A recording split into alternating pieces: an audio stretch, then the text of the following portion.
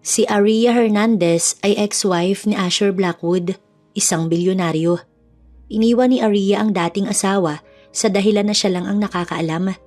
Hindi man lang nito nalaman na buntis siya noon at dinadala ang magiging anak nila.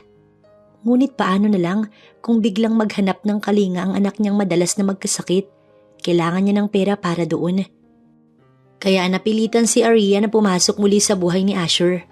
No choice siya kundi mag-apply na yaya dahil hiring naman ng mansyon at para na rin akitin itong muli nang sa ganun makilala nito ang anak nilang hindi man lang nito nalaman.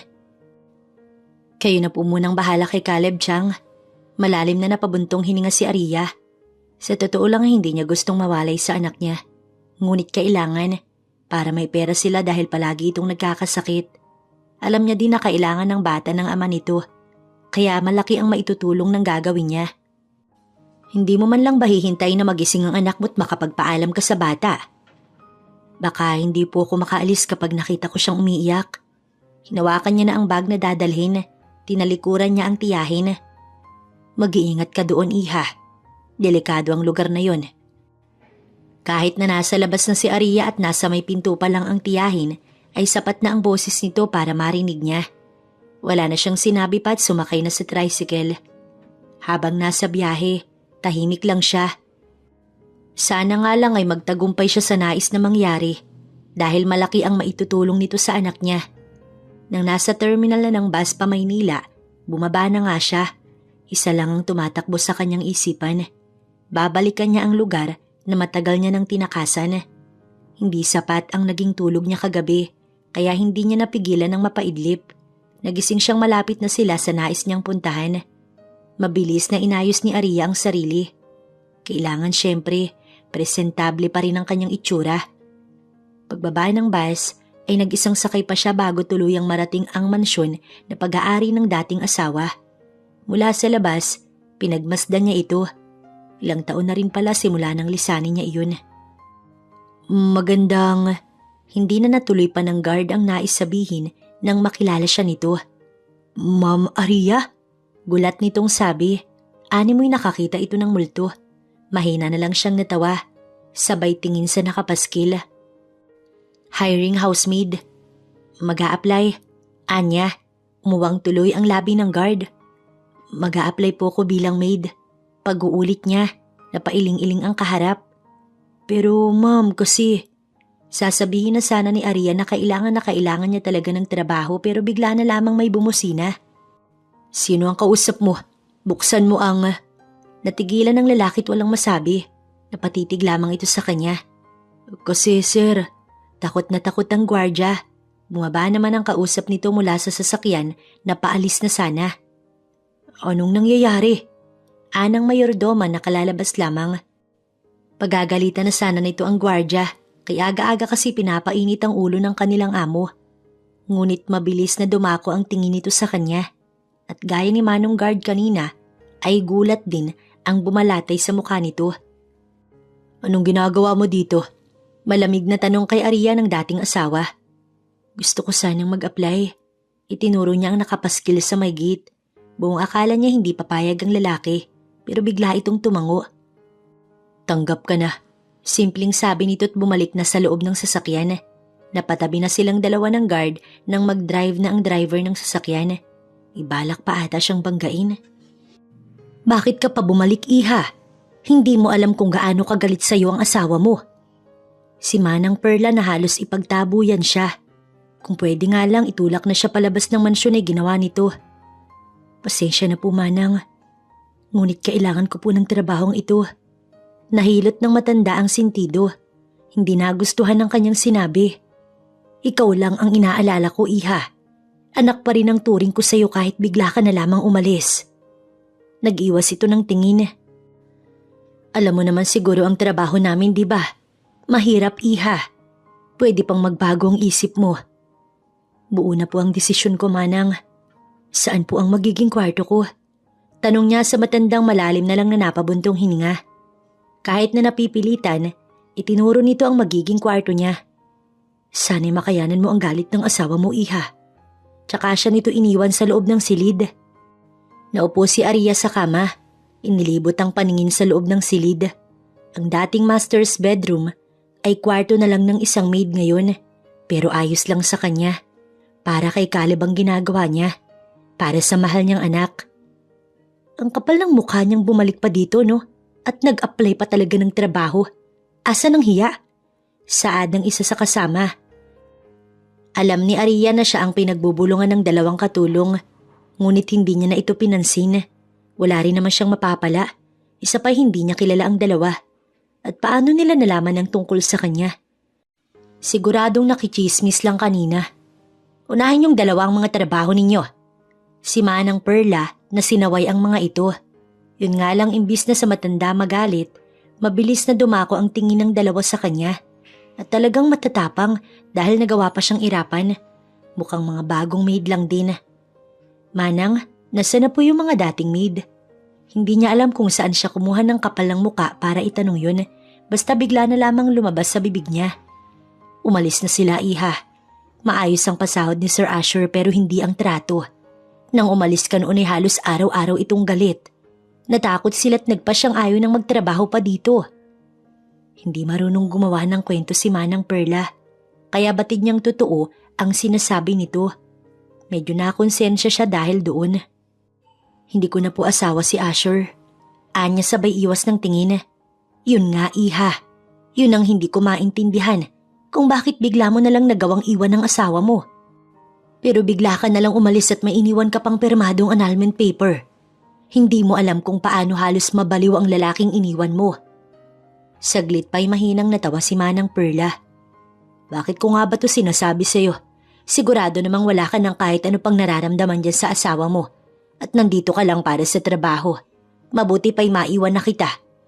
At gaya ng sabi nito, iniwan na siya ng matanda. Ngunit ang mga sinabi nito, nag-iwan din ng kung anong sakit sa kanya. Totoo naman kasi, masaya naman sila pero siya ang bigla na lamang umalis. Pauwi na si Sir Asher. Siguradong kapag galit yun, tayo na naman ang mapagbubuntunan. Rinig na rinig ni Aria ang usapan na naman ng dalawang maid. Pero nandito na ang dating asawa ni Sir. Tsak na siya na ang pagbubuntunan. Mahina pa itong natawa, pero agad ding natigil. Good evening po, sir. Sabay-sabay nilang bati kay Asher. Kung dati ay kasama siya sa binabati, ngayon ay kasama na siya sa bumabati. Wala silang natanggap na tugon sa dati niyang asawa at basta na lamang silang nilagpasan. Hindi siya sanay. Dati kasi miski pagtango ay nagagawa nito. Saglit na nagbihis ang amo nila bago bumaba at nang makababa na ay sa may dining area naman sila lahat. Ikaw, itinuro siya nito. Mabilis siyang siniko ni Lia. Natawa naman si Mira. Ang dalawang ito na kanina pa siya pinag-uusapan. Pagsilbihan mo ko. Tumingin muna si Aria kay Manang Perla bago sinunod ang utos ni Asher. Matapos salina ng juice ang lalaki ay inilapag niya na ang lalagyan sa mesa. Akmang babalik na nga sana sa pwesto nang pigilan siya nito. I want strawberry juice. Yun ang itimpla mo. Muli ay utos nito sa kanya. Gustong magreklamo ni Aria. Ngunit alam niya sa sarili na wala siyang karapatan. Isama pa ang dahilan kung bakit niya ginagawa yun. May pagmamadali niyang itinimpla ang strawberry juice ngunit nang sasalinan niya na sana ang lalaki. Dinanggi siya ng lalaki. Kaya lahat ng juice ay natapon sa kanya. Naipikit na lang niya ang mga mata. Nagpipigil ng galit. Aria, ayos ka lang ba? Alalang tanong ni Manang Perla. Hindi yan mainit kaya ayos lang yan. Si Caleb na tumayo at sila iniwan. Narinig niya pa ang pagbulong ni Lia at Mira. Deserve. Halos sabay pang sabi ng dalawa habang siya naman ay nilapitan ni Manang. Hindi ba't ibang-iba na ang asawa mo? Naitanong ng matanda. Ngunit imbis na sagutin ang tanong na yun, iniwan niya na muna ito para makapagbihis ng damit dahil basang-basa siya ng juice. Bakit ka bumalik? Halos mapatalon si Aria sa boses na iyon. Kahit na nakatalikod at hindi nakikita ang mukha nito, kilalang kilala niya ang boses ng lalaki. Good morning, sir. Hinarap niya ang lalaki. Mabilis na nagtama ang kanilang mga mata. Pinagmasdan siya nito mula ulo hanggang paa. Wala ka na bang pera kaya ka bumalik dito? Tanong na hindi niya inaasahan na lalabas sa bibig nito. May gusto po ba kayong ipag-utos, sir? Pinilit niyang maging formal pa rin kahit na ang totoo nasaktan siya sa sinabi ng lalaki. Kung ang dating Asher ang kaharap niya, hindi siya nito magagawang tanungin ng ganoon. If I want you to kiss me, gagawin mo ba? Mapaghamon nitong tanong, mabilis siyang napalunok habang ang lalaki ay sarkastikong natawa. Oh, don't pretend that you're still into me. Lumapit si Asher sa kanya at hinaplos ang mukha niya.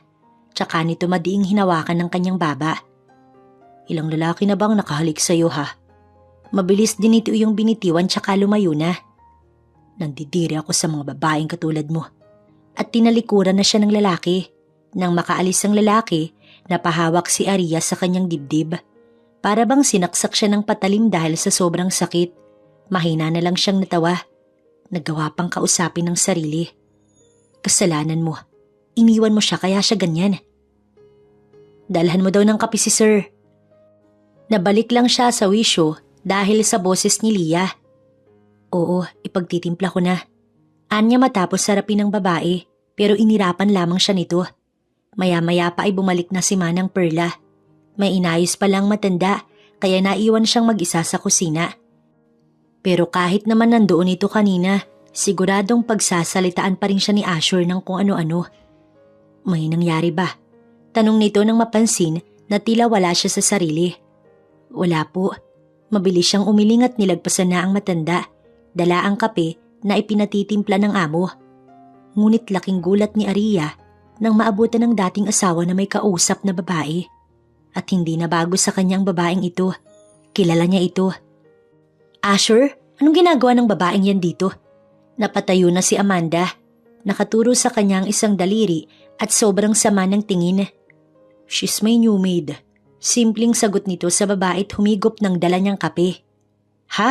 At dito pa talaga siya nag-apply? Tinanggap mo naman. Galit na ang babae na kung pwede lang siyang saktan, ginawa na nito. I know what I'm doing, Amanda.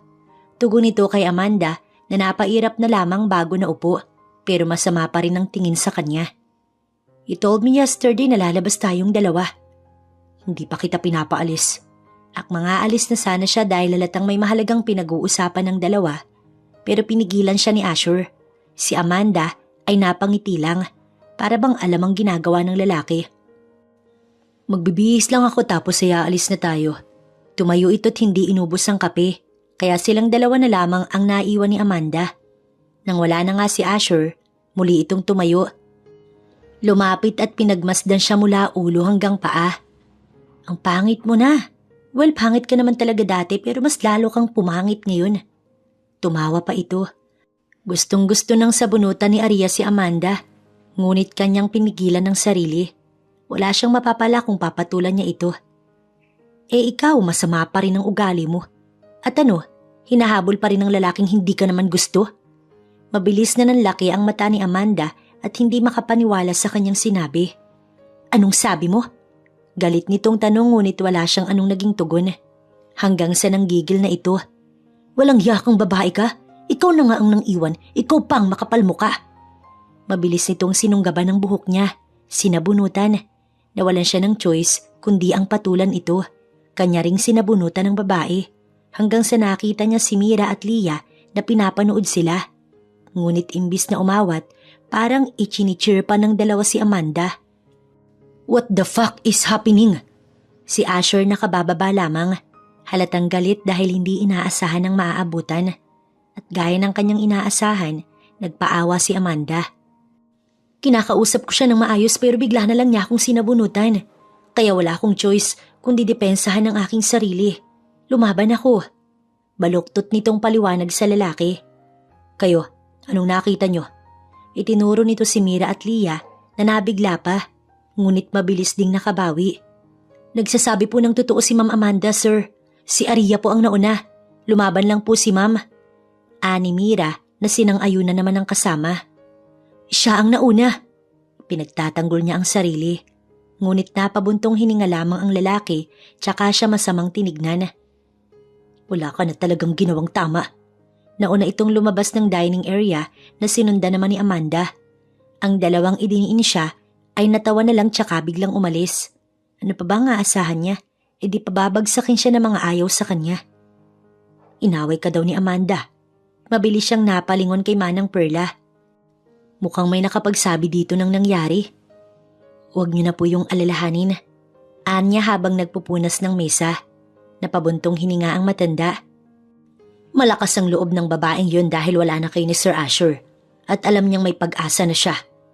Napapailing pang wika ni Manang. Sila na po ba? Wala sa sariling naitanong niya. Hindi pa, iha. Kaya may magagawa ka pa para mapigilan na maging sila.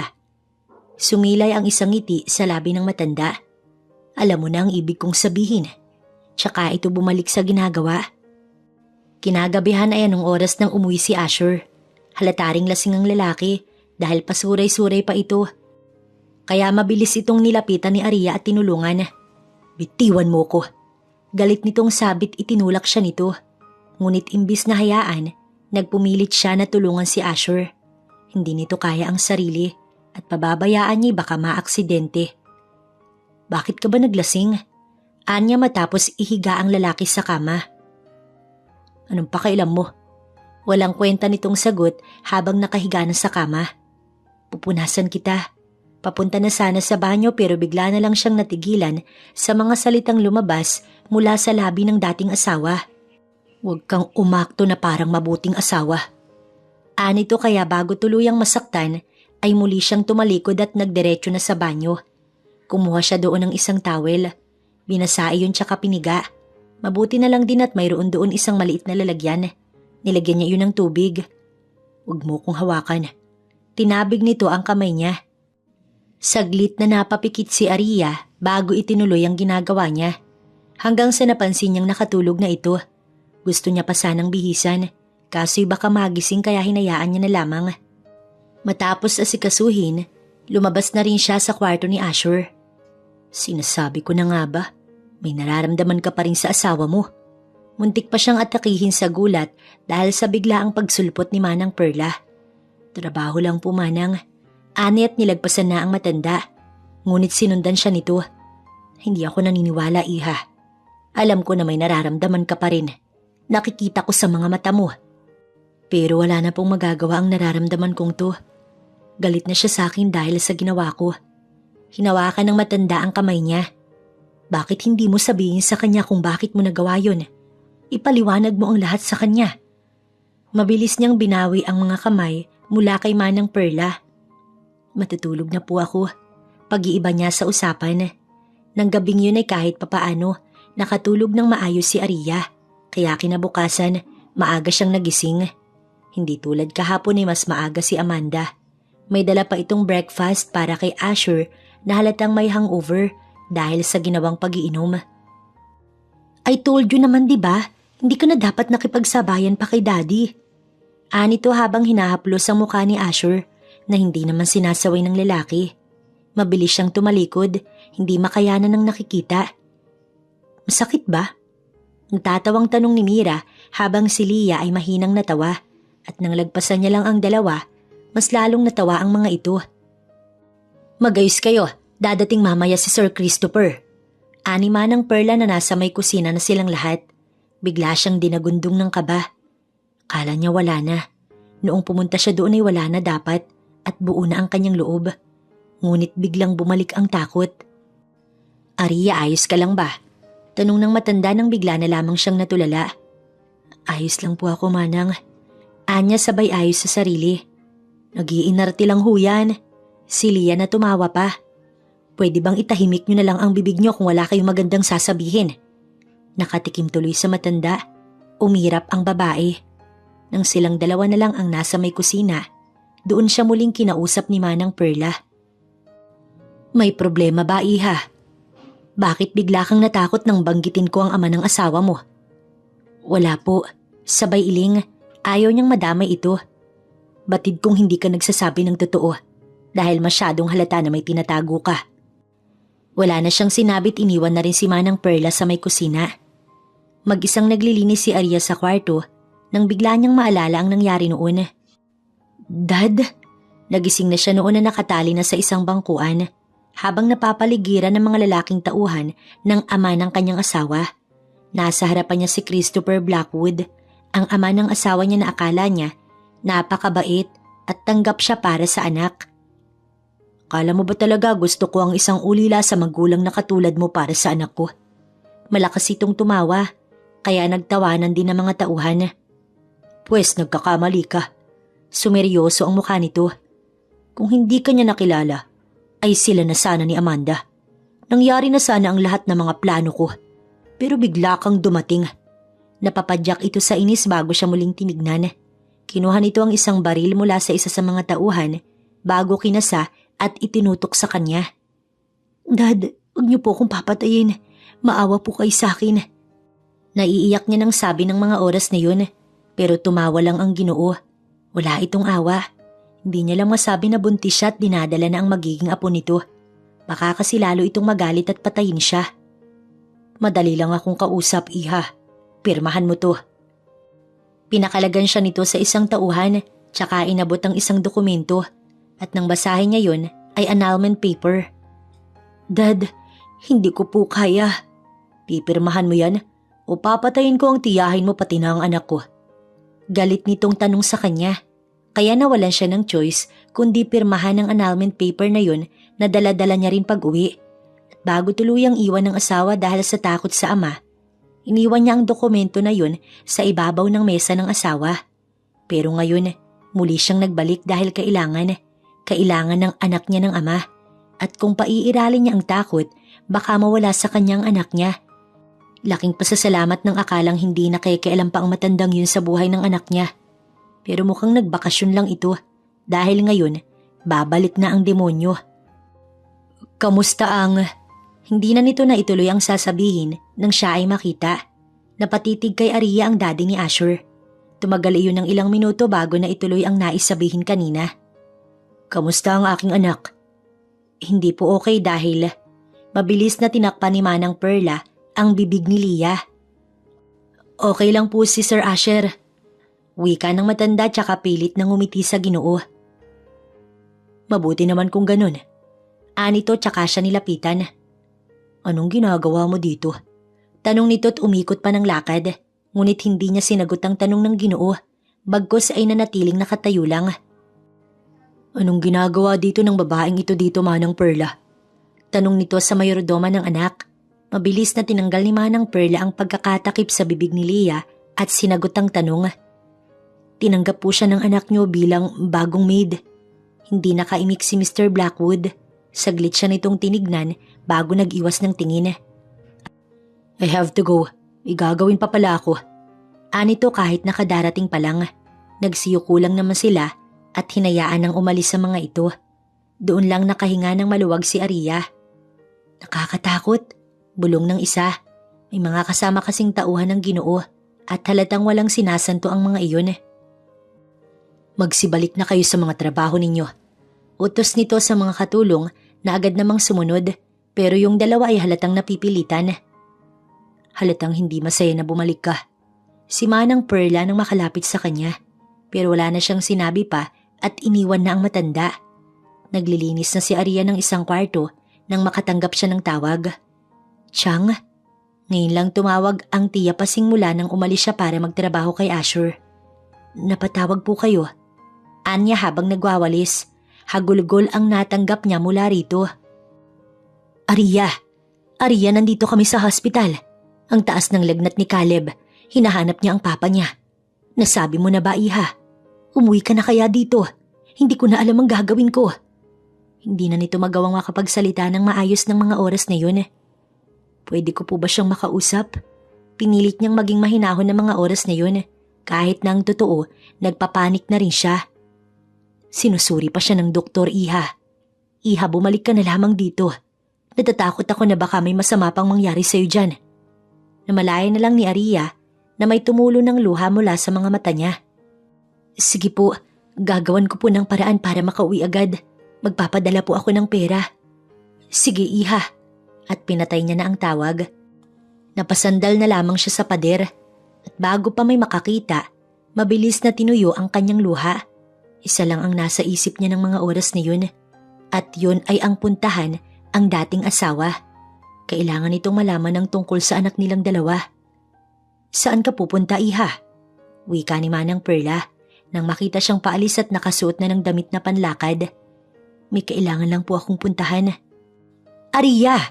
Hindi niya na rin pinansin pa ang tawag ng matanda at nagtuloy na sa paglabas ng mansyon. Mabilis siyang pumara ng taxi at sinabi ang address ng kumpanya ng mga Blackwood. Dito na lang po. Aniya at mabilis na iniabot ang bayad sa taxi driver. Sino po kayo? Mukhang nag-iba ng mga empleyado ng kumpanya dahil hindi na siya kilala. Pero hindi niya iyon pinansin at nagtuloy lang sa paglalakad hanggang sa marating ang opisina ni Asher. Mabuti na lang at wala itong kausap o kamiting. Asher, kailangan ko ang tulong mo.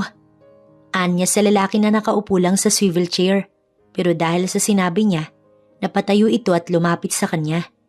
Anong kailangan mo? Malamig na tanong nito sa kanya. Kailangan ka ng...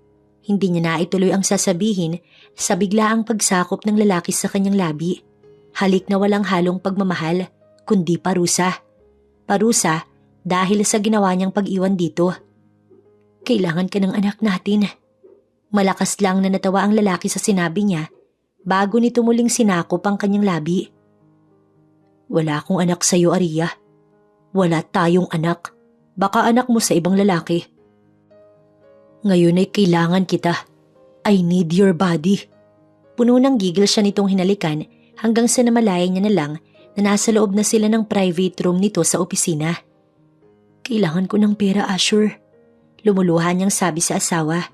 Pero imbis na punasan ng luha gaya ng palagi nitong ginagawa noon, ay tinulak lang siya nitong pahiga sa kama. Ibibigay ko ang kailangan mo pagkatapos natin dito.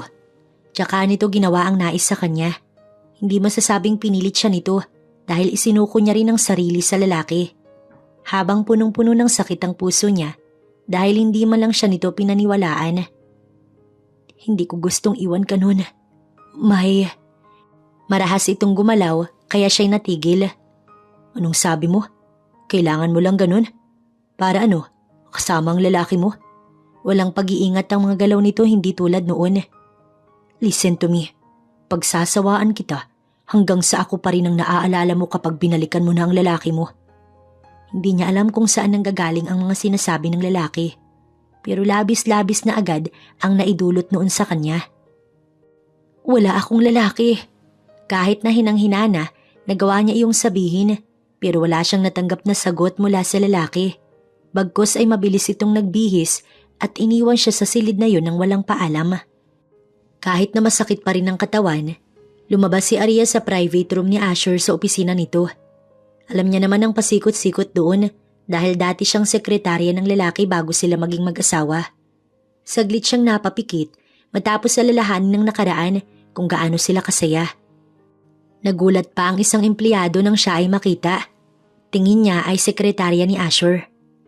Si Asher, sa mahinang boses ay tanong niya. Dumating po si Ma'am Amanda, tapos sabay po silang umalis. Sagot nito't nagpaalam na lalabas na ng opisina. Dahil abala ang mga tao sa kani-kanilang trabaho, hindi na siya napansin pa maging ang pag-alis niya. Habang sakay ng taxi, doon na lang naiyak si Aria. Sinabi niya naman diba, pero hindi siya pinaniwalaan, kaya isa lang ang kanyang nasisigurado. May nanira sa kanya sa asawa. Pero hindi na muna mahalaga kung ang daddy nito yun o kahit sino. Kailangan siya ng anak niya. San ka ba nanggaling, iha? Si Manang Perla ang sumalubong sa kanya. Ngunit hindi niya ito pinansin. Bagkus ay tumungo sa ikalawang palapag. Ang matanda ay nakasunod pa rin. Maraming sinasabi ngunit isa, wala siyang pinansin. Anong ginagawa mo? Gumagawa ka na naman ba ng ikakagalit ng asa? Nagulat ang matanda nang alam niya ang password ng pinaglalagyan ng pera ni Asher. Hindi niya naman gustong gawin yun, pero kailangan, lalo pat para iyon sa anak nilang dalawa ng lalaki. Iha, huwag mo nang dagdagan pa ang kasalanan mo. Mabuti pa'y mag-usap kayong dalawa ng asawa mo. Wala na po akong pakialam, Manang. Muli ay naputo lang nais sabihin ng matanda. Iha, pakinggan mo ko. Doon na bumuhos ang emosyon ni Aria.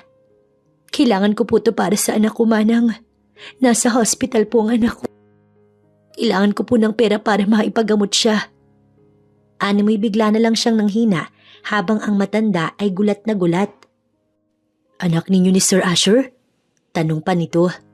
Opo. Anya't pinagpatuloy ang ginagawa. Inilagay ang ilang bundle ng pera sa bag. Bakit hindi mo sabihin sa asawa mo? Sinabi ko na po manang, pero hindi po siya naniwala. Ang sabi niya baka anak ko daw sa ibang lalaki. Wala na po akong oras para kumbinsin siya. Tsaka ako na lang po ito pagbabayaran lahat kapag ayos ng anak namin. Sinarado ang bag na may mga lamang pera at dinala yun. Mag-iingat ka, iha. Ipagdadasal ko ang bata. Akmang lalabas na sana ng silid pero nahawakan siya ng matanda. Tanging pagtango na lang ang nagawa niya at tumuloy na sa paglabas. Mabilis na pumara si Aria ng taxi nang nasa labas na siya ng mansyon. Dala ang pera na para sa paggaling ng anak niya. Samantala si Asher, kababalik lang sa opisina. Saglit kasi siyang niyaya ni Amanda na kumain sa labas kasama ang daddy nito. Pinagbigyan niya ang babae dahil matalik din kasi na magkaibigan ng mga ama nila. Sa private room siya nagdiretso, ngunit wala na doon si Aria. Mahina na lang siyang natawa nang maalala ang hinihingi nito sa kanya. Sigurado naman siyang niloloko lang siya nito, lalo na sa pagkakaroon nito ng anak. Kailangan lang nito ng pera, pero pag uwi niya bibigyan niya ito ng pera. Total ay napasaya naman na siya nito. Paalis na sana siya nang bigla namang may dumating. Dad? Walang bahid ng gulat ang boses dahil nasanay na rin naman na paalis-alis ito'y tapos babalik din. Bakit nasa bahay mo na naman ang babaeng yun? Tinanggap mo pang kasambahay. Galit na tanong nito. Mukhang nagdaan muna sa kanyang bahay. I know what I'm doing, Dad. Ani at nilagpasan ng ama. Baka nakakalimutan mo kung bakit kanya iniwan. Natigil siya sa sinabi ng ama pero agad ding nakabawi. Hindi ba pwedeng gumaganti lang ako sa sakit na pinaranas niya sa akin? Iniwan niya na ito sa opisina at umalis na. Narinig niya pang tinatawag siya nito, ngunit hindi niya na pinansin. Sir, si Aria po ninakawan kayo. Isa sa mga katulong ang bumungad sa kanya. What? Napaigtad pa ang dalawang babaeng nasa harapan dahil sa ginawa niyang pagsigaw. Ngunit agad ding nakabawi matapos ang sunod niyang tanong. Tinulungan pa nga siya ni Manang Perla. Tinignan niya si Manang Perla na tahimik lamang. Sinasabi niya na nga ba na yun ang kailangan ng babae, kaya ito nagbalik sa kanyang buhay. Manang, hindi man lang ba kayo magpapaliwanag? Anya sa matanda na nanatili pa ring tahimik. Kailangan niya ang pera na yun. Anito nang magsalita na. Nahilot niya ang sentido. Go back to your work. Utos niya sa dalawang katulong na agad namang sumunod, kaya silang dalawa na lamang ni Manang Perla ang naiwan. Hindi mo alam ang sinasabi mo, iho. Baka pagsisihan mo kapag nalaman mo kung anong katotohanan. Alam ko lahat, Manang. Alam ko ang lahat ng pinaggagawa niya. Habang palakad-lakad, ngunit hindi magawang tignan ng matanda. Bakit, iho? Alam mo bang may sakit ang anak niyo kaya kailangan niya ng pera na yun? Stop fooling me, Manang. Napaniwala niya ba kayo? Hindi siya iiyak sa harapan ko kung hindi siya nagsasabi ng totoo, iho. Bakit hindi mo alamin ang katotohanan? Nag-flash tuloy sa isip niya kung paano hindi niya pinakinggan ang paliwanag ni Aria habang may nangyayari sa kanila. Pero isa lang ang naisip niyang paraan para malaman kung nagsasabi ba ito ng katotohanan. Nakakailang tawag na si Asher sa private investigator na hinire niya noon, ngunit hindi ito sumasagot. Napapamura na nga sana siya dahil kailangan niya ng malaman ang katotohanan. Maya-maya pa, nakatanggap naman siya ng tawag mula kay Amanda. Asher, babe. Masaya ang boses nito at halatang excited sa nais sabihin. Bakit ka napatawag? Anya sa malamig na boses. Is there something wrong? Puno ng pagtatakang tanong nito. Ayos ka lang kanina. Dagdag pa ng babae. Wala siya sa mood makipag-usap. Ibababa na sana ang tawag pero natigilan siya sa sunod na sinabi ni Amanda. Alam ko naman na may feelings ka na sa akin. I told Dad and Tito Christopher na soon sa kasal na mauuwi ang lahat. They were so happy, lalo na si Dad. Bakas na bakas ang saya sa boses nito. Ngunit siya ay napapikit lang. I have to go. Ani at pinatay na ang tawag. Sa sobrang init ng ulo, kulang na lang ibato ang hawak na cellphone. Dumb! Napamura at nasuntok ang pader. Ano bang nangyari sa kanya? Hindi naman siya ganun bago dumating si Aria. Bakit pa kasi ito bumalik? Bago pa siya tuluyang mabaliw, umalis na si Asher. Pupuntahan niya ang private investigator na yun at paaaminin kung tama ba ang lahat ng sinabi nito sa kanya. Good evening po, sir. Hindi niya pinansin ang dalawang papansin na katulong at nilagpasan lamang. Habang si Manang Perla, walang kahit anong sinabi, kahit nakita naman siya. Halatang alam na kung ano ang kanyang gagawin. Ang boss mo, tanong niya sa guard ng bahay. Wala po sir, hindi pa po umuwi. Nahilot niya ang sintido dahil sa nakuhang sagot. Hindi niya rin naman alam kung saan nahanapin, kaya naisip niyang maghintay na lang sa labas ng bahay. Hindi pa man kumakain ng hapunan, ngunit wala siyang pakailam. Kailangan niyang malaman ng katotohanan. Hindi niya namalayan na dahil na rin sa pagod, nilamon siya ng antok. Nagising na lang si Asher dahil sa mga katok sa bintana ng kanyang kotse. Nasa loob na po si boss. Papasukin ko daw po kayo. Mabilis siyang bumaba ng kotse at sumunod lamang sa gwardya. Asher, iho. Bati nito't inaabutan pa nga siya ng basong may lamang wine, ngunit hindi niya yun tinanggap. I have to know something. Ano yun? May papahanap ka ba? May atraso sa'yo? Tanong nito tsaka saglit na uminom ng wine. Lahat ba yun ay totoo? Ang alin? Kunot ang noo at halatang naguguluhan. Ang lahat ng yun tungkol kay Aria Hernandez. Nawala ang ngiti sa labi ng lalaki. Nabigla sa tanong niya. Iho, alam mong ginagawa ko ng maayos ang trabaho ko. Kinuwelyuhan niya si Alexandro Mauro na hindi natuloy ang nais sabihin. Bigla ring napalunok. Hindi ko kailangan ng mga paliwanag mo. Sabihin mo sa akin kung totoo bang matapos akong iwan ni Aria, marami siyang naging lalaki. Halos magdilim na ang kanyang mga mata. Mas lalo tuloy natakot ang kaharap niya. Oo, totoo. Halos magkanda utal-utal pa ito at hindi masabi ng maayos. Yung totoo. O gusto mong ipakulong kita? Binitiwan niya ito at akmang may tatawagan na sanang pulis nang biglang, aaminin ko na. Halos maihina ito sa takot. Ang baso na may lamang wine ay hindi na nagawang inumin pa. Hindi totoo yun. Ang totoo niya ay buntis siya noon at nagtatrabaho ng marangal. Sa tita niya umuwi. Sa isang probinsya na mumuhay ng tahimik.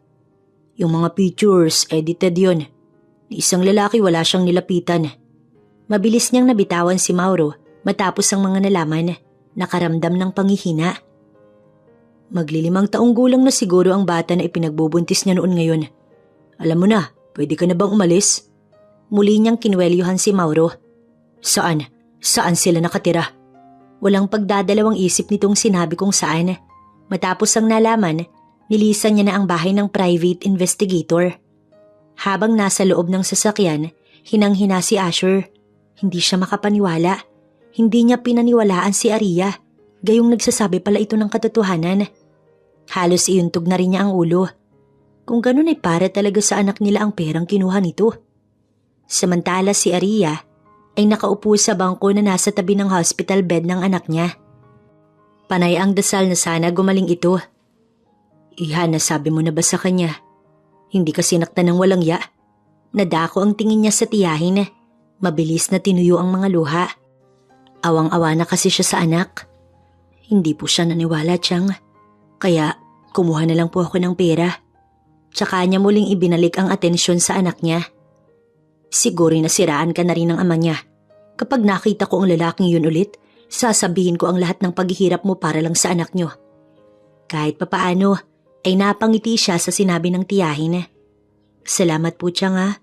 Simula nang mawala sila nanay at tatay, kayo na po ang nag-aalaga sa akin. Lumapit sa kanya ang tiyahin at hinaplos ang buhok niya. Proud na proud ako sa iyo, iha. Isa kang mabuting ina. Mama? Nagising ang bata, pero mabilis ding inilibot ang mata sa loob ng silid. Hindi niyo po kasama si Papa? Wala po si Papa? Wala anak, pero nandito naman si Mama at si Lola Pasing. Pilit siyang umiti sa harapan ng anak kahit na ang totoo, hiyang-hiya siya sa anak dahil nauwi lang din sa wala ang ilang araw na wala siya sa tabi nito. Mama, na-miss po kita. Sorry po, may sakit po ulit ako. Hindi na mapigilan ni Aria ang mapahagulgol habang nakayakap sa anak niya. Ay iho, walang tao dyan. Sigaw ng isang alik kay Asher. Nasaan po? Magalang na tanong. Nasa hospital. Sinabi naman ito kung saang hospital. Gamit ang sasakyan ng ninong niya ay nag-drive si Asher patungo sa nasabing medical center. Nag-private plane na nga siya para lang mapabilis ang punta doon. Tapos pinagamit ng ninong niya ang isa sa mga sasakyan nito. Punong-puno siya ng kaba. Paano niya kaya ipapakilala ang sarili sa anak nila ni Aria? Sasabihin niya ba na sinubukan namang ipaalam ng mama nito ang tungkol dito sa kanya pero hindi siya naniwala? Paano kung galit na si Aria sa kanya at ipagtabuyan siya nito? Iba't ibang tanong ang gumugulo sa kanyang isipan. Nasaan ang kwarto ng anak ni Aria Hernandez? Medyo napalakas ang boses niya sa pagtatanong. Wait sir, iche-check ko po. Kaya may pagmamadaling kumilos ang napagtanungan. Room 13 po sir. Halos magkanda utal-utal pa ito. Walang katok-katok na pumasok si Asher sa hospital room. Mabuti iha hindi na nito natuloy ang nais sabihin nang siya ay makilala. Anong ginagawa mo dito? Bakas ang hindi pagkagusto sa boses nito. At kung pwede lang na ipagtabuyan na siya, siguradong ginawa na rin ng ginang. Si Aria po. Pagkatapos mong hindi paniwalaan ng pamangkin ko, hanapin mo. Imbis na makipagtalo sa tiyahin ni Aria, ibinaling niya ang tingin sa batang nakahiga sa hospital bed, kasalukuyan itong natutulog. Hindi mo alam kung gaano nasaktan si Aria nang hindi mo siya paniwalaan. Punong-puno siya ng pag-asa nang saglit kaming iwan. Ngunit nang bumalik ay daig pa ng pamangkin ko ang isang taong walang buhay. Wala kang alam sa paghihirap niya. That's why we need to talk. Huwag mo kong ma-English. Hindi mo ako madadaan dyan. Umirap ang ginang sabay tingin sa apo. Umalis ka na bago pa magising ang apo ko. Hindi ka muna dapat makita ng bata hanggat hindi kayo nagkakausap ng pamangkin ko. Akmang aalis na sana siya. Papa? Kagigising lang at gulat na gulat pa ang batang si Caleb. Hindi siya pwedeng magkamali. Ito ang kanyang papa. Nakita niya na ito sa picture. Kilala mo ko? Gulat na tanong sa bata. Tumango si Caleb. Nakita ko po kayo dun sa picture, sa cabinet ni Mama. Pareho po tayong pogi. Nang mga oras na yun, halo-halo ang nararamdaman ni Asher. Saya dahil may anak na nga siya at lungkot dahil sa ilang taon hindi niya ito nakasama. Apo hindi. Mag-uusap pa kasi sila ng mama mo. Sumingit sa usapan ng tiyahin ni Aria na lola rin ng bata. Dito muna po si Papa, Lola. Hindi na nakahindi pa ang matanda at walang choice kundi hayaan doon ng lalaki. Kahit nakulong-kulo ang dugo niya dito, lalo na sa ama nito. Samantala si Aria, kababalik lang sa hospital. Bumili kasi siya na makakain sa labas ng hospital. Di kasi gusto ng tiyahin niya ang pagkain at maging siya ay ganun din. Ma'am, tinawag siya ng babaeng nagtatrabaho sa hospital. Yung nasa front office ng hospital. Halos pabalik-balik kasi sila doon, kaya kakilala na rin siya. May lalaki pong naghahanap sa anak ninyo kanina. Bigla siyang napuno ng kaba. Hindi na naitanong pa kung anong klaseng lalaki ang naghahanap. May pagmamadali ang kanyang mga lakad na para bang kahit anong oras ay pwedeng may masamang mangyari. May nakakabanggaan na nga siya pero hindi niya na lang muna pinansin. Tiya? Inginuso ng tiyahin niya si Asher na nakikipaglaro sa anak nila. Mama! Kasabay noon ang pagbagsak ng dala niyang paper sa sahig. Ang atensyon ni Asher dumako din sa kanyang direksyon habang ang tiyahin niya naman mabilis na pinulot ang nahulog. Mama, nandito ka na po. Dumating po si Papa kanina. Sabi ko po dito ka na muna hintayin. Kitang-kita ni Aria ang saya sa mukha ni Caleb. Anak, mag-uusap na muna kaming dalawa ng papa mo. Anya tsaka saglit na tumalikod para punasan ng tumulong luha. Doon tayo sa labas. Anya kay Asher.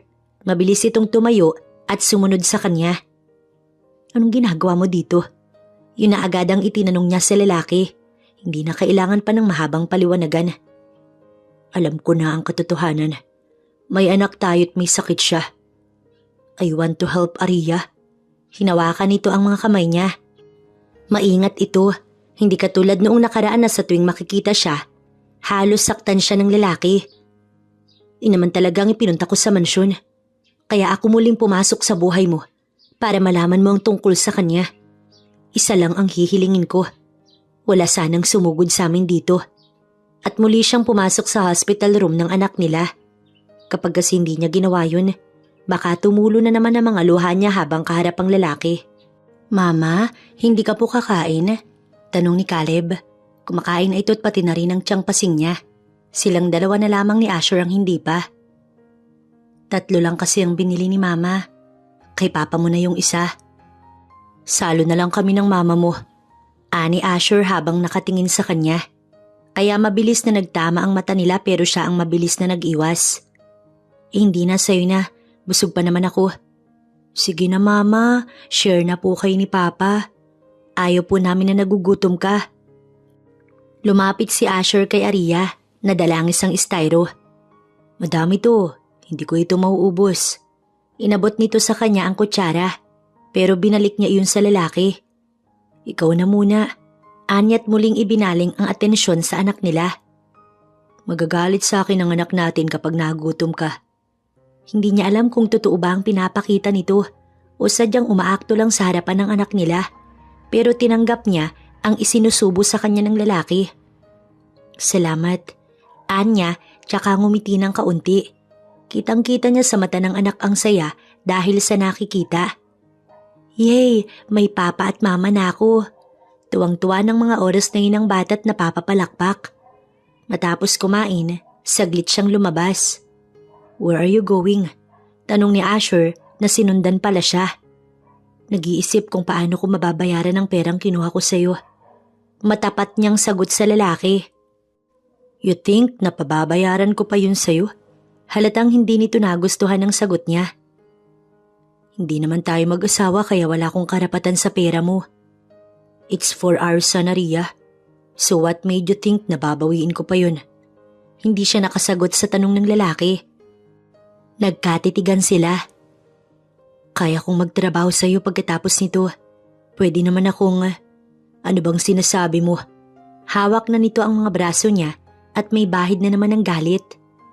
Now tell me, bakit mo ko iniwan noon? Muling kumalma ang boses nito at puno ng pagsuyo ang tingin sa kanya. Kahit naman sabihin ko sa'yo, baka hindi ka maniwala. Sirang-sira na ako sa'yo, Asher.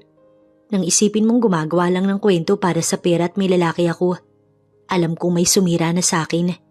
Pero, nayuko siya, papatak na ang mga luha. What, Aria? Tell me! Huwag mo kong sigawan.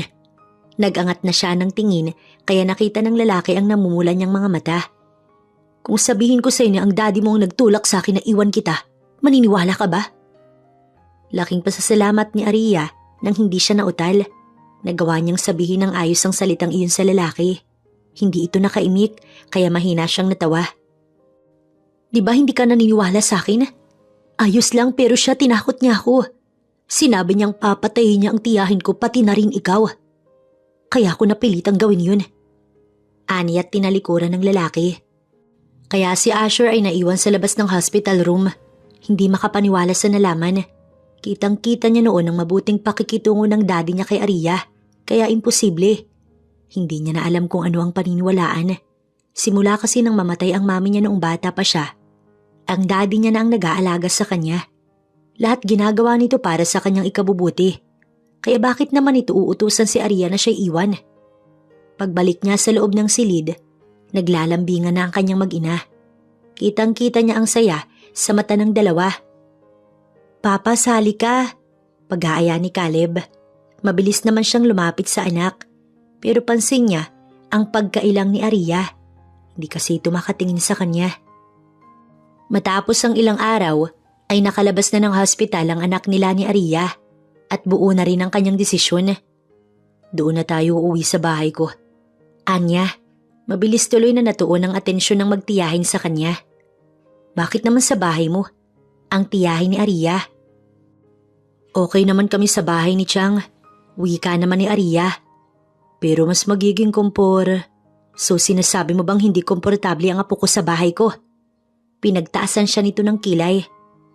Kung hindi pupunta doon ang tatay mo ay ayos lang sa akin. Mahina ang boses pero sapat na para marinig niya. Kahit ano, Aria, makasama ko lang kayo ng bata. Nang hindi na ito umimik, ay alam niya na napayag ang babae.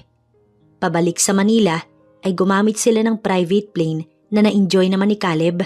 Tuwang-tuwa ito nang makita ang magandang tanawin habang sila ay nasa himpapawid, habang si Aria at ang tiyahin ay tahimik lamang. Aria! Mabilis na niyakap ni Manang Perla si Aria. Bakas na bakas ang kasiyahan sa mukha nito. Kulang na nga lang ay maiyak ang matanda. Nang bigla na lamang, "Finally, Nung ginagawa ng mga yan dito?" Si Amanda na galit habang nakatingin sa kanila ni Aria. Mabilis ding dumako ang tingin nito kay Caleb. At sa tingin pa lang nito'y alam na niya. May pagkakahawig kasi siya at si Caleb. "Ang kapal ng mukha mo, bumalik ka pa dito ha? Tuwang-tuwa ako nung wala ka na dito. Tapos bigla ding nawala si Asher. Saan? Saang pangit na lugar mo siya dinala?" Galit na tanong nito kay Aria. "Bakit hindi mo tanungin ang Asher mo kung bakit bigla na lang siyang nawala? Para hindi ako ang inaaway mo." Matapang na sagot dito ni Aria. Akmang sasampalin nga ni Amanda si Aria, pero nahawakan nito ang kamay ng babae. "Anong akala mo? Hahayaan kong dumapo ang kamay mo sa mukha ko?" Inisihan pa nito ang babae. "Manang Perla, patid na po muna sa kahit anong kwarto ang tiyahin at anak ko." Utos nito kay Manang Perla na mabilis namang sumunod. "Wow, ang galing mo talaga. So you're acting like a queen of this mansion? Baka nakakalimutan mong hindi ka na asawa." Nangaasar na tanong ni Amanda. "Bakit ikaw? Ano ka ba?" Balik na tanong ni Aria sa babae, kaya mabilis na nawala ang ngiti sa labi ni Amanda. "Mukhang ikaw lang naman ang may gusto kay Asher, pero ang dating asawa ko, wala di ba?" Halatang gigil na ito ng mga oras na yun. Hindi niya naman magawang awatin, baka kasi siya ang mapagbuntunan. "Asher!" Halatang humihingi ng tulong sa kanya. "Just go, Amanda." Utos niya sa babae pero hindi ito sumunod. Bagkus ay inungkat ang huling na pag-usapan nilang dalawa. "I told you diba ikakasal na tayo?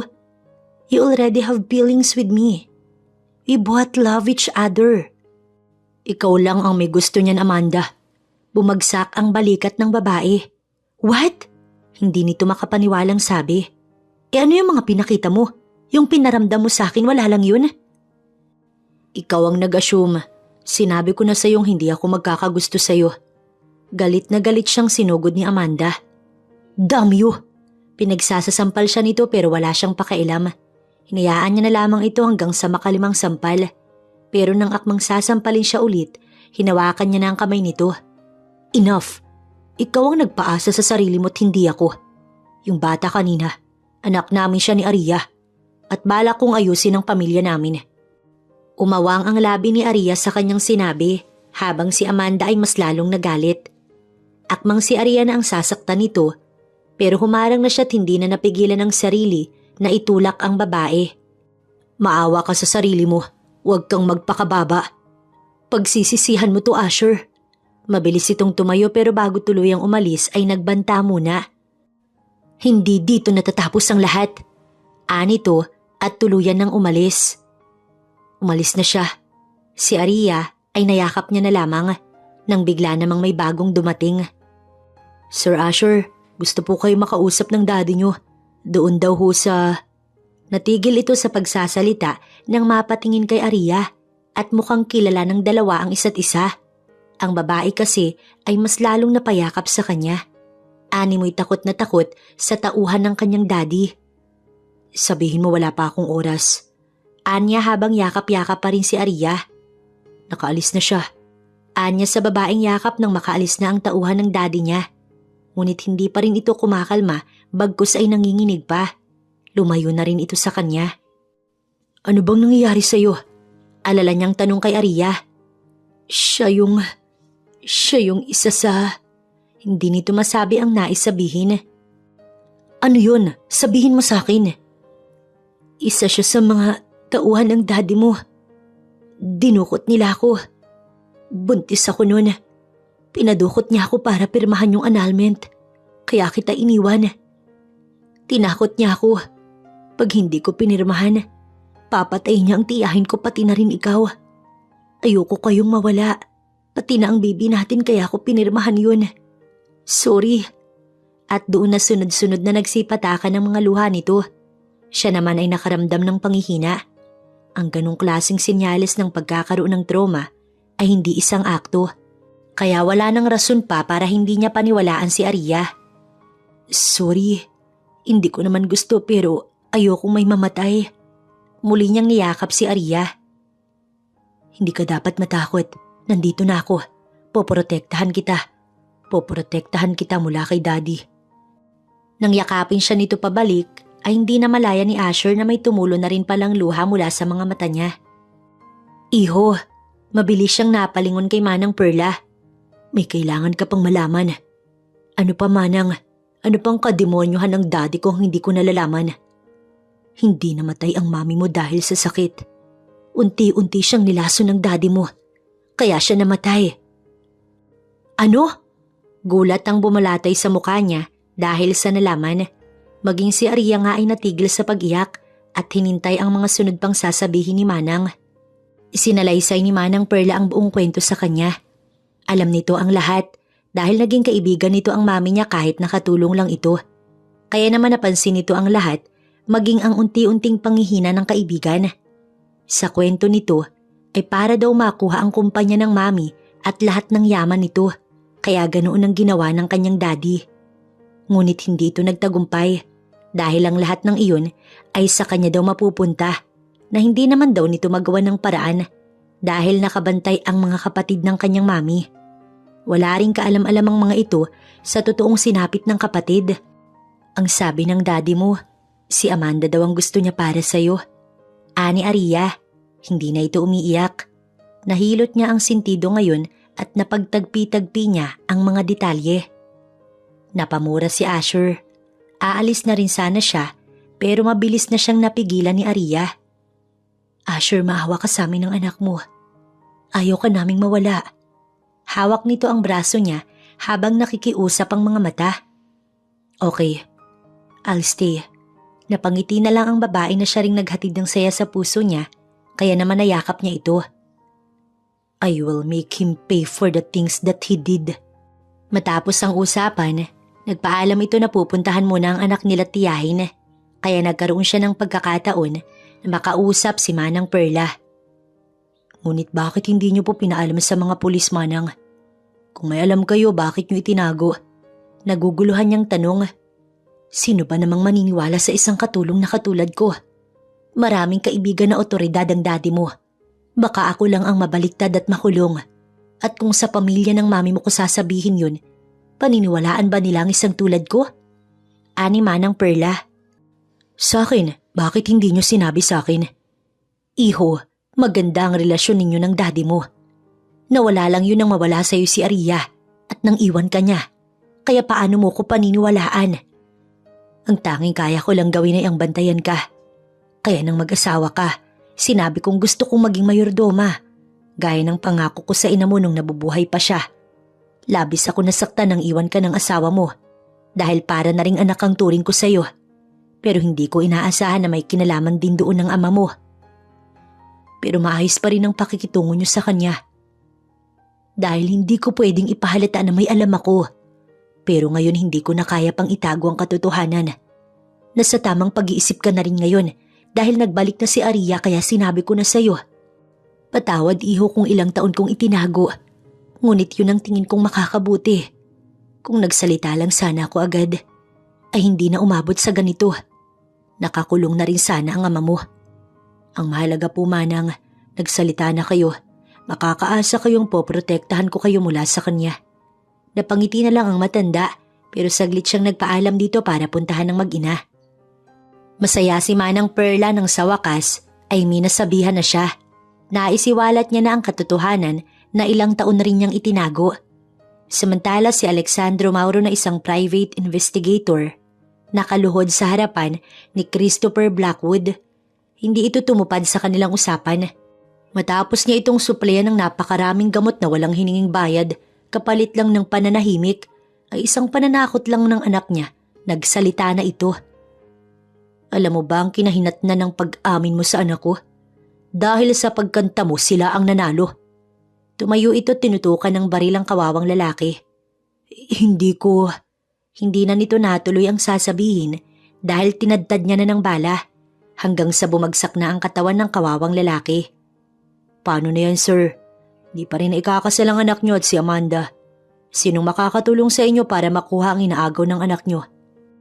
Ang utang niyo kay Salvatera, paano ninyong bababayaran? Imbis na siya ang mamroblema, ay ang tauhan niya pang ito. Kung ayaw mong sumunod, manahimik ka. Tatawagan ko si Salvatera. Si Salvatera ay ang ama ni Amanda. Christopher, bati nito sa kanya. Ilang taon na ako naghihintay maging ang anak ko pero hindi pa rin sila na ikakasal ni Asher. Paano ka na makakabayad sa ilang taon mo ng utang sa akin dahil sa pagiging adik mo? Bakas ang panunuya sa boses nito. I'll fix this. Isang malakas na tawa ang natanggap niya mula sa kabilang linya. Seryoso ka ba o pinapatawa mo ko? Kitang-kita ng anak ko na ayos ng anak mo at ang dati niyang asawa. Ano na naman ang gagawin mo? Hihingan ako ng gamot para hindi kumanta ang private investigator na hinire ng anak mo kung ano ang totoo? Mahina siyang napamura.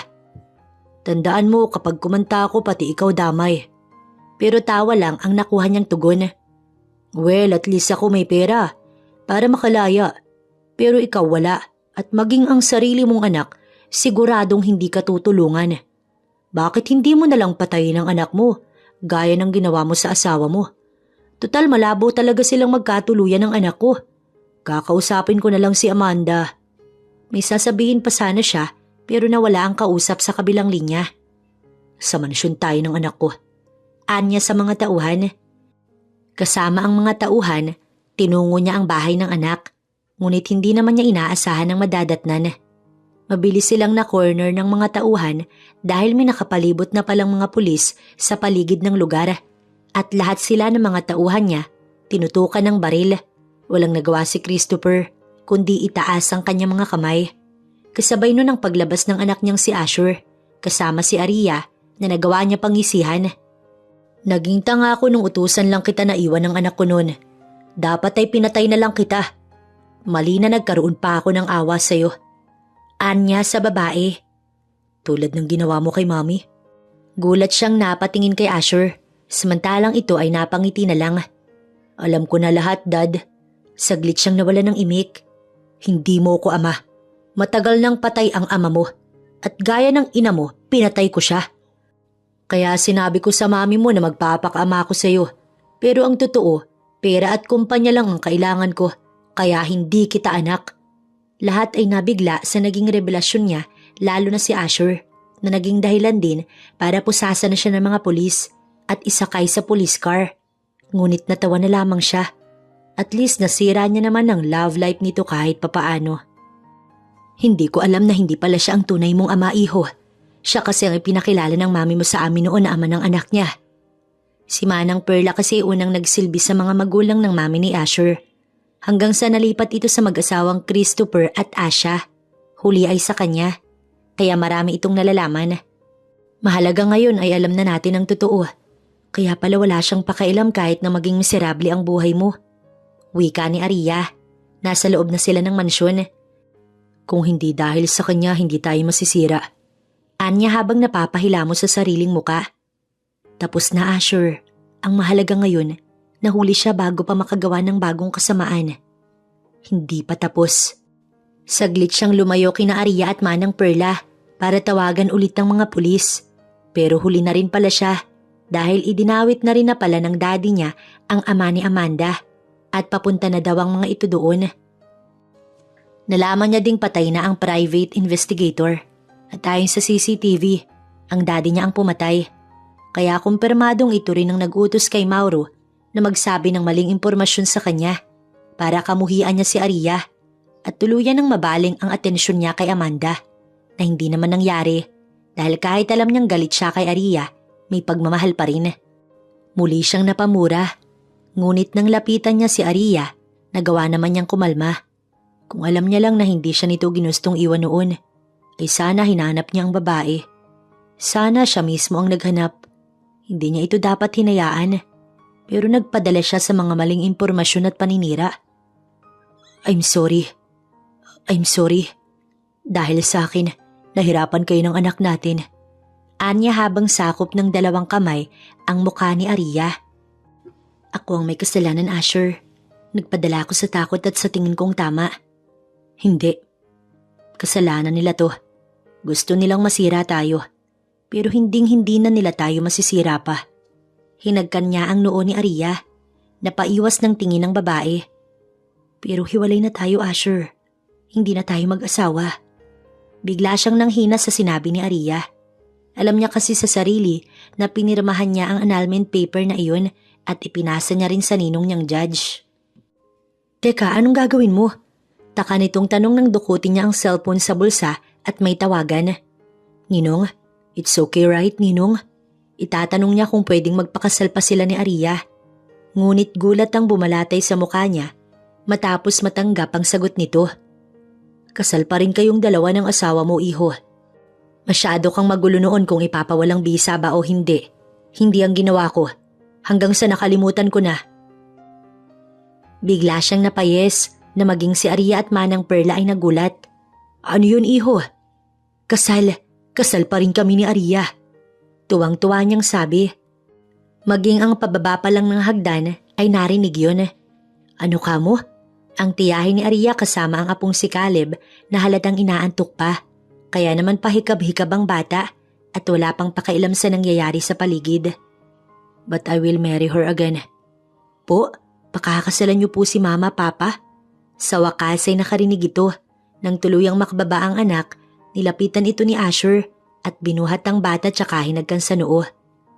Tama ang narinig mo, little guy. Papakasal ulit kami ng mami mo. Ulit po? Kunot noong tanong ng batang naguguluhan. Oo anak. Si Caleb ay tuwang-tuwa habang si Aria naman ay maluluha. Alam niyang wala nang magiging hadlang pa sa pag-iibigan nilang dalawa. At kung meron man, siya na ang makakalaban. Samantala si Aria, hindi makapaniwala sa nangyayari. Parang noong una, gusto niya lang na malaman ni Asher ang tungkol sa anak nila para makatulong sa paggaling nito. Ngunit ngayon ay nagkaalaman na tapos magpapakasal pa daw sila ulit. Siguro nga may dahilan kung bakit nangyayari ang mga bagay-bagay. Sabi nila, hindi tayo bibigyan ng pagsubok na hindi natin kayang lagpasan. Napapangiti si Aria habang pinagmamasdan si Caleb na tumatakbo. Hinahabol ang nakababatang kapatid. Ibang-iba na ang anak niyang ito, hindi nasakitin. Siguro kaya talaga ito madalas magkasakit nun dahil palaging malungkot at wala ang ama nito.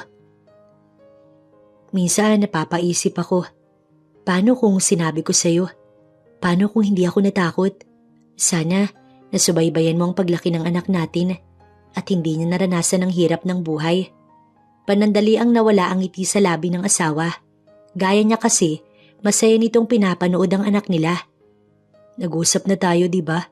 Kalimutan na natin ang mga nangyari at mag-focus na lamang sa ngayon. Anito't hinaplos pa ang mukha niya. Di naman niya iyon at hinawakan pa ang kamay ng asawa habang haplos nito ang kanyang pisngi. Alam ko naman pero minsan talaga napapaisip pa rin ako. Alam mo kasi noon, nawala na ako ng pag-asa. Hindi ko alam kung paano ipapakilala sa iyo ang anak natin pagkatapos ang ginawa ko. Ang maging katulong sa mansyon mo, yun lang aking naisip. Nagselos pa nga ako kay Amanda. Akala ko kasi kayo na. Sabihin na nating pinakikisamahan ko lang siya. Siya itong tinrato akong boyfriend kahit una pa lang. Sinabi ko nang hindi na ako handang magmahal ulit. Napangiti na lamang siya sa sinabi ni Asher. At habang hindi pa nakatingin ang mga anak nila, hinagka niya saglit ang labi nito. Yun nga lang, tapos na dapat ang halik pero hinabol pa ng lalaki ang kanyang labi. Respeto naman sa mga patay na nakapalibot sa inyo. Mabilis silang naghiwalay ni Asher dahil sa kanyang tiya. Katabi nito si Manang Perla na napapailing din. Simula nang magkaayos kayong dalawa, wala na kayong ginawa kundi maglambingan. Dagdag pa ng kanyang tiyahin. Oo nga pala, bukas ay sa mga magulang mo naman tayo pupunta, iha, ano? Tanong ni Manang Perla. Ang tinutukoy ay sa puntod naman daw sila ng mga magulang niya dadalaw. Opo, Manang. Mami! Dahil pagod na sa paglalaro, lumapit na sina Caleb at Celine sa kanila. Caleb, pawis na kayo ng kapatid mo. Paninero mo niya sa anak. Wife, ganyan talaga pag naglalaro pinagpapawisan. Pinagtanggol naman ng dalawa ng ama. Tinawanan tuloy siya ng mga anak niya. Kayo ha, lagi niyo na lang akong pinagtutulungan. Kunwari nagtatampo niyang sabi. Sorry na mami. Halos sabay-sabay na sabit niyakap nga siya ng 3. Ngiti na lamang ang sumilay sa labi ni Aria. Yun na talaga ang pamilya na kanyang pinapangarap. Ma'am, pag-uwi nila ay si Lia at Mira agad ang bumati sa kanya. Sino ba naman ang mag-aakala na ang dalawang parati siyang inaaway noon? Sobrang ka-close niya na ngayon. Basta ang naalala niya lang ay isang araw biglang lumapit sa kanya ang dalawa at humingi ng tawad sa kanya sa mga nasabi. Kung makabati naman kayo parang ang tagal nating hindi nagkita. Natatawa niyang sabi. Namiss ka kasi namin ma'am. Napailing-iling na lang tuloy siya. Maging si Manang Perla, ka-close na rin ng dalawa. Pero si Manang Perla hindi na nila katulong kundi bahagi na ng kanilang pamilya. Kung hindi rin naman dahil dito, hindi sila magiging masaya. Mami, I have a question. Habang kumakain sila, ay bigla na lamang nagsalita si Celine. Mabilis tuloy na dumako ang tingin nila dito. Ano yun na po? Malambing na tanong ng kanyang tiya Pasing. Is it okay po if I fell in love with a simple man? Yung hindi po tulad natin? Nagkatinginan silang lahat. It's okay po if not. Nayuko ng onti ang bata. May crush ka na ba anak? Opo mami, but his mother is not like us po. Nag-angat na ito ng tingin. Doon niya naisipan na magkwento sa anak niya. Hindi din rich si mami noon. Naging sekretary lang ako ng daddy ninyo. Then nagustuhan niya ako tsaka kami nagpakasal. Nagkaroon din kami ng problem. Kaya para malaman ng daddy ang tungkol kay kuya, naging yaya si mami. Is it true, Daddy? Dumako ang tingin ng bata sa daddy nito. Yes, baby. Hindi niyo po pinahirapan si Mami? What do you want for dessert, Celine? Kaya sumali na sa usapan ng panganay na si Caleb. Naikwento na kasi nila kay Caleb ang lahat pero kay Celine na hindi pa. Ice cream, kuya. Chocolate. Agad namang kumilos ang nakakatandang kapatid para ikuha ito ng ice cream. Natouch tuloy sila sa pagiging mabuting kuya ng kanilang panganay. Matapos kumain, silang dalawa na lamang ni Asher ang naiwan sa hapag. Pinaalala mo na naman yung kanina. Mahina siyang natawa. Yung chapter kasi na yun ang pinakaayaw ng asawa. Naging yaya ba naman siya ng sariling asawa? Pero bumabawi naman ito sa kanya ngayon kaya okay lang. Malaray na pa nga ang trato nito sa kanya. I love you. Hinaplos niya na lang ang pisngi ng asawa tsaka pinatakan ng halik ang labi. And I love you more. Anito't hindi na napigilan na sakupin ng kanyang labi. Mami, what are you doing? Natawa na lang siya nang biglang sumulpot ang anak nila. Mamaya bawi ako sa'yo. Bulong niya sa asawa. Sumunod sila sa anak nila. Niyaya kasi silang maglaro. Minsan lang naman kaya pinagbigyan niya na. Wala na talaga siyang mahihiling pa. Siguro kung meron man, yun ay ang maging maayos at maginhawa na din sana ang buhay ng ibang taong nakakaranas ng paghihirap. Kasi siya, okay na.